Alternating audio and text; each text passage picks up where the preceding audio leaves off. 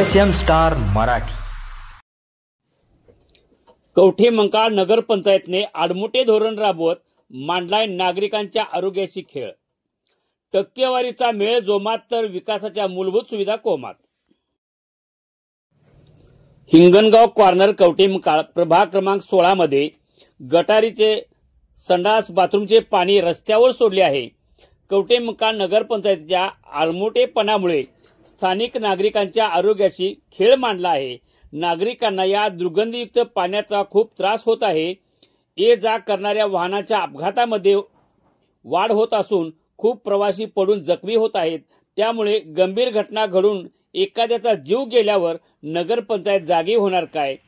अपघाताची गंभीर घटना होण्याआधी नगरपंचायतीने जागे व्हावे आणि नगरपंचायत प्रभाग क्रमांक 16 या ठिकाणी गटारीचे दुर्गंधीयुक्त पाणी रस्त्यावर साचले आहे, त्याचा निचरा होत नाही, त्याची निर्गत लावावी, अन्यथा हेच पाणी आम्ही मुख्याधिकारी कवठेमंकाळ नगरपंचायत यांच्या केबिनमध्ये टाकू, असे मत प्रभाग क्रमांक 16 मधील दलित समाजातील समस्त नागरिकांनी मांडले आहे।